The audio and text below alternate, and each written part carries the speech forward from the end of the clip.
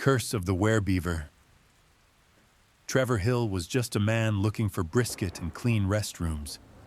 He pulled into the massive Buc-ee's off I-45 like a pilgrim entering the temple.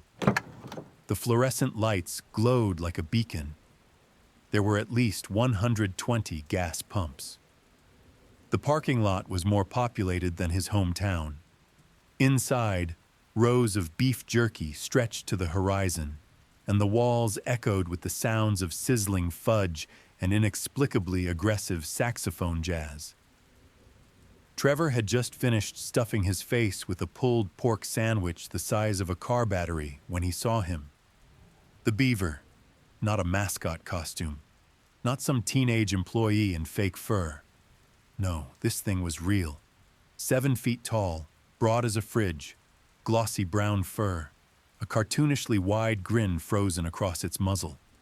It wore a red cap, a tight Buc-ee's t-shirt, and the dead, soulless eyes of a creature that had seen things no woodland rodent should. Trevor blinked. That can't be real. The beaver turned.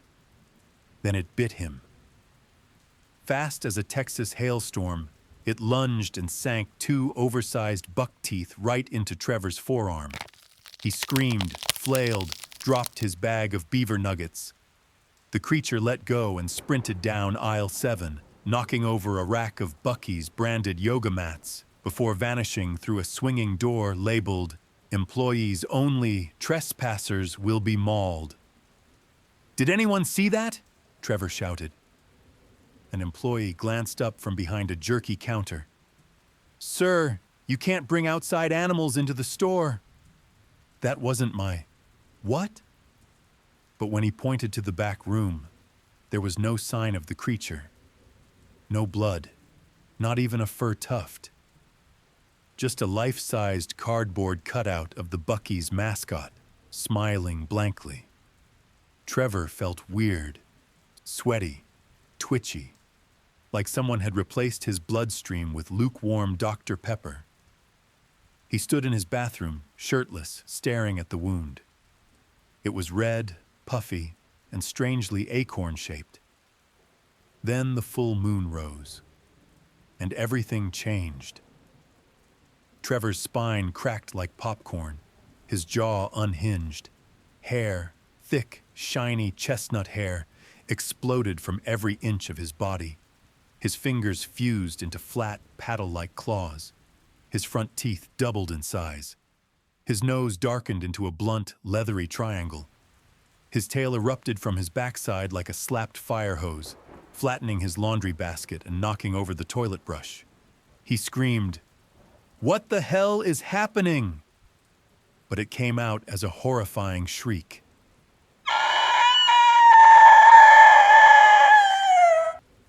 Trevor, now a monstrous hybrid of man and beaver, leapt through the window and galloped on all fours toward the only place that made sense to his new cursed brain. Buc-ee's. It was just past midnight when the automatic doors whooshed open. "Sir, the bathrooms are "Oh, sweet Jesus!" cried a cashier before a hairy blur launched over the counter and body-slammed a wall of souvenir snow globes. Trevor skittered through the aisles, snarling and gnawing on whatever he could find. He demolished a wall of scented candles. He bit into a 6-foot inflatable floaty shaped like a hot dog.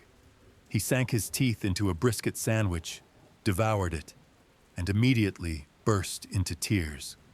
A night manager emerged, armed with a price gun.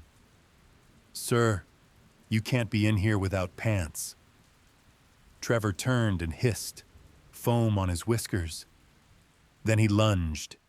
Sergeant Dana Cobb had seen some strange things in her 14 years, but nothing prepared her for the call she got that night. Large rabid beaver attacking Buc-ee's, possibly on bath salts. By the time she arrived, the glass front doors had been smashed open, and the scent of jerky, blood, and shame clung thick in the air.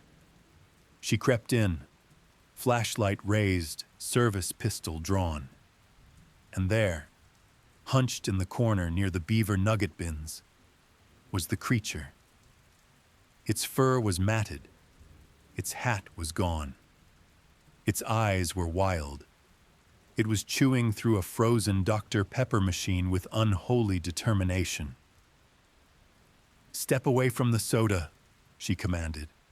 The werebeaver snarled.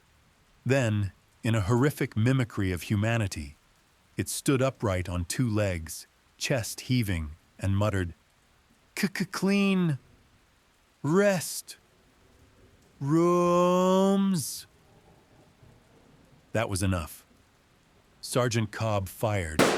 One shot to the head. The beast dropped, twitching, then lay still. News vans lined the parking lot. Buc-ee's released a corporate statement calling the incident unfortunate, but assuring the public that they were cleaning up the blood and offering 10% off beaver nuggets for the next 48 hours. Trevor's body was never claimed. Some say it was taken to a secret underground Buc-ee's lab beneath the soda fountain. Others say it was buried beneath the corn dogs. But most folks agree on one thing. Every full moon, if you stand behind the ice machine around 2 a.m., you can hear the sound of distant chewing. And if you listen closely, the wind carries a whisper. Chitter, chitter, brisket.